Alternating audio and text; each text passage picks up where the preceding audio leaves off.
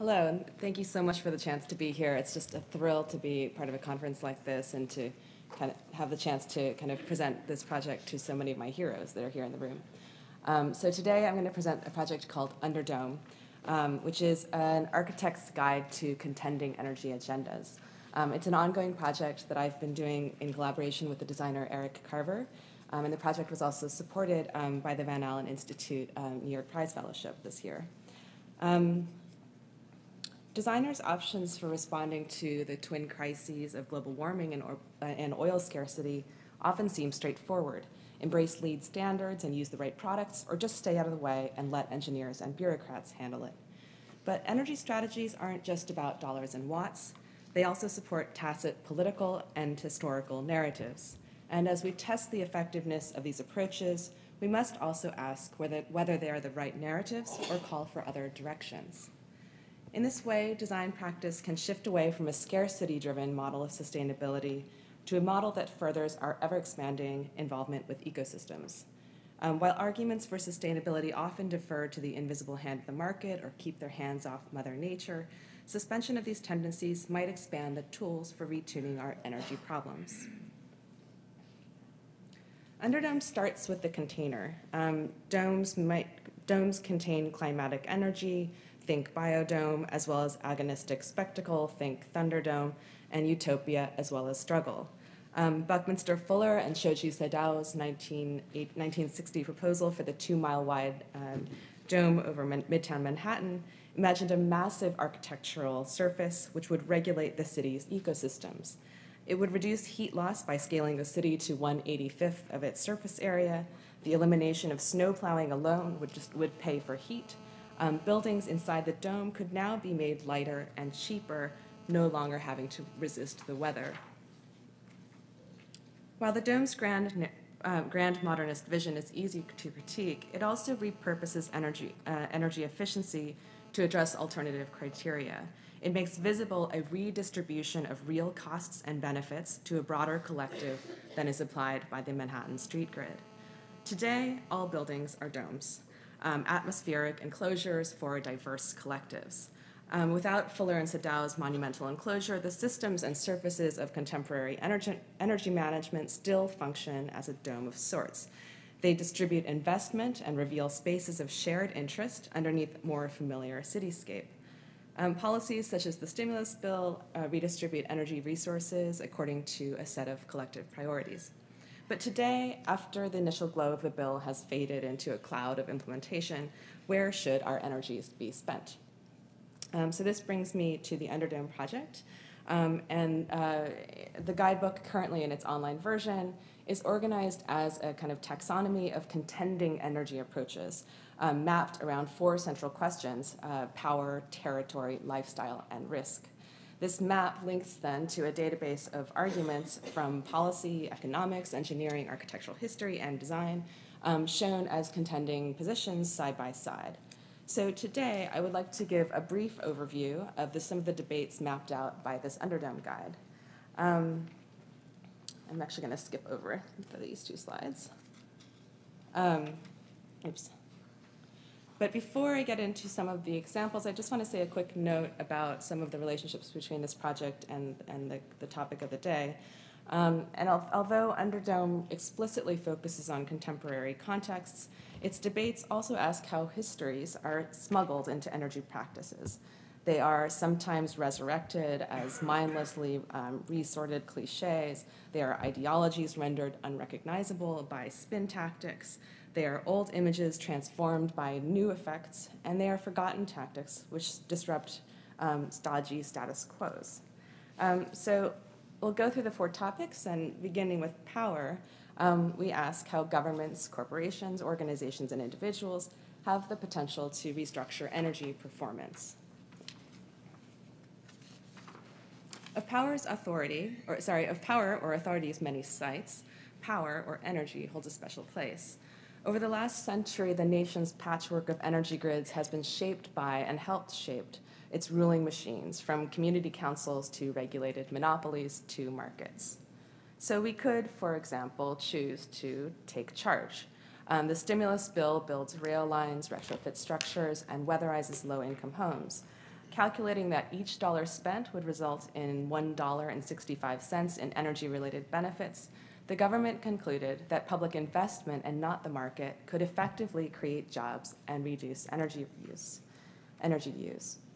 But no position is absolute, and while many hope that the stimulus bill can recharge a strong state, these projects are more like tactical strategies of repair and recovery than New Deal hydropower schemes. Taking charge today means offering incentives. Or we could volunteer. The Federal Energy Hog program, in contrast, teaches children about voluntary consumer-based restraint, touting this is one bill that you can control. And in this online video game, the child runs around the house changing light bulbs and oddly installing insulation in the attic, completely unsupervised. But this kind of libertarian approach this libertarian approach is explicitly anti-governmental while using government-sponsored education as a tool for behavioral modification. Or we could help out. In an era of diminishing centralization, grassroots activism and NGO organizations serve as faith-based welfare providers, quasi-governmental agencies, and tax deductions for corporate profits. Meanwhile, corporations lobby politicians and address sustainable products while being pushed to account for the externalities of energy production. So effective alliances through these kinds of approaches really cut across public and private sectors and shift with changes in technology and the larger political climate. So the question then becomes which kind of alliances we are going to construct. Architecture is often both a product of these contingent alignments and a ploy to overturn them, from WPA dams to mid-century air-conditioned office towers to the World Trade Center site. Fluid formations of public and private have been drawn together to construct new forms of civic enclosure. Cities jockeying for Olympic bids and lucrative tax bases brand themselves with high-profile architectural symbols. And in the shadow of energy crisis, architects then imagine the face of social reform, variously grappling with nostalgic images of stability, organizing bureaucracies that normalize professional standards, and giving shape to new configurations of authority. So from power, then we can move to another topic, territory. And territory asks how energy performance can reframe the networks of the contemporary metropolitan region. As we develop notions of the As we develop notions of the sustainable metropolis, what city are we imagining, utopian or otherwise? What narratives of agrarianism, modernism, globalism, medievalism, or neoliberalism are thus being smuggled in? To the Regional Plan Association's America 2050, which you see here in their very famous megacity map, the city must grow to compete on a global scale. RPA envisions the revitalized city as a dense concentration of attenuated business corridors and commuter radii circumscribed. Let me start that again. That the city is in fact defined by these commuter radii circumscribed by labor pools. And RPA advocates for high-speed rail as a key to this kind of economic expansion. Cities are meeting and fusing. New York and Philadelphia arrange furtive encounters in remote sites in southern Jersey, but such expensive infrastructures, in fact, demand popular support and are only realizable through the formation of new collectives or mega-regions. And in this way, these trans-political exchanges must be legitimized. But in contrast to this, some are arguing that we need to retreat from such risky entanglement. Enter Emery Lovins, energy efficiency and natural capitalism evangelist. While Lovins' rhetoric today focuses on free market competition and energy security, his 1976 Foreign Affairs article is a manifesto for reactionary agrarianism. Soft energy paths, localized, renewable, and off the grid, give suburban and rural inhabitants, quote, freedom of choice and control over cost-benefit calculations of their own. Quote, their diversity reflecting our own pluralism. Individuals are thus freed from what he calls alien, remote, and perhaps humiliatingly uncontrollable technology run by a faraway bureaucratized technical elite who have probably never heard of you. Innovation and individualism thus combine through the logic of efficiency. But what if we don't grow as expected? Density and sprawl advocates alike grapple with trends like megacity expansion, post-industrial shrinkage, and the emergence of foreclosure ghettos. When cities fail, they go to tech school, where latent industries are retrained. But shrinking cities market themselves as hubs for new immigrants, hoping that war zone refugees will stabilize American ghettos. But the narrative of growth frames energy as a battle between consumption and restraint. Thus, densification strategies produce a leaner city that reduces energy use and yields greater efficiency. But growth is also imagined as landscapes of lone innovators changing the grid one solar panel at a time, or cities rejuvenated with the influx of a new labor pool. What we call the sustainable city, then, is less about sustenance than the realization and management of energy networks which violate political domain, all the while citizens cling to stasis and putter away with "Don't mess with Texas" bumper stickers. So now we can move on to lifestyle. And lifestyle asks how energy performance schemes imagine public norms and behavior. So from President Carter's call for Americans to turn down their thermostats and put on their sweaters, to bestsellers extolling locally grown produce, the elusive question of lifestyle is central to energy. Lifestyle is simultaneously the modern definition of the individual and the use of this self-determination by powerful interests. So in the 60s, corporations stopped selling products and started marketing lifestyles, while hippies dropped out and turned into alternative lifestyles. Today, the conflicts persist in a kind of new light version. In our search for well-being, do we use less or do we buy more? So let's say we buy better. With the aid of this GE data visualization project, citizens can internalize the watchdog function of government and educate themselves about product performance. Consumers now increase their responsibility through lowered Energy Star ratings. In other words, if we just use less, we will use less if we just buy more. But if these calls for restraint seem too close to the finger-wagging of environmental eras past, others insist that energy savings can be guilt-free. We can have the big house and the big car. We can indulge in these classic images of the American dream as the home-owning nuclear family enjoying the fruits of their success. Energy initiative programs such as solar energy incentive programs such as the solar power rebates cooperate and carry the torch of the Federal Mortgage Act.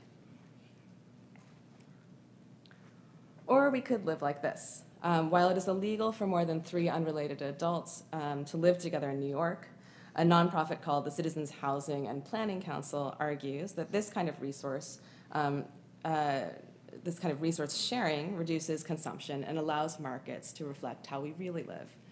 But government has a role here too, and as HUD's budgets diminish, programs like the Weatherization Authorization Program help repair aging public housing.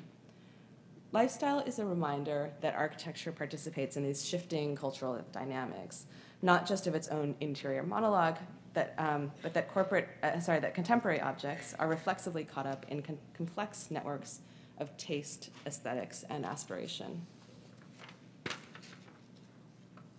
So we come to our last topic, which is risk, which asks how we can distribute the benefits and hazards of uncertain futures. In the face of unpredictability, energy reform models attempt to anticipate and coordinate risks. When we invest in new infrastructures, size mechanical systems, engineer new atmospheres, and count carbon, we respond to unknown hazards and construct new ones at the same time. The problems of a warning planet then connect seemingly unrelated populations, sites, and atmospheres. Climate change hazards are felt far away from their original source, from a drought in the Sahara, for example, to a coal power plant in the US, as a kind of collateral damage. Populations grappling with warming trends have shared new interests and pool their risks as a way of mitigating them. So alliances between island nations, for example, form to advocate for a carbon tax. In other words, risk defines new collectives.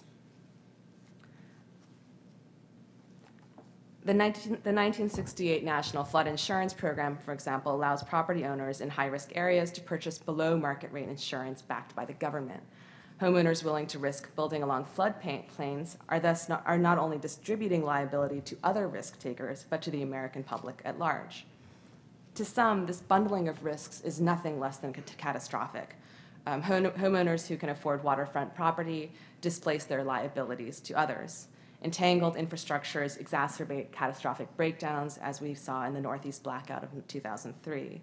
Or engineers at Arup's Resilience, Security, and Risk Group, who produced this study on the Intercontinental Hotels Group, argue that bundled insurance programs take away incentives for clients to invest in more resilient structures. And in an extreme of risk-taking measures, geoengineers made famous by superfreakonomics entertain the idea of creating a sulfur dioxide cloud to cool the Earth's atmosphere. The potential for this global reach of disaster is all too palpable in Japan's current nuclear crisis. Oh, sorry.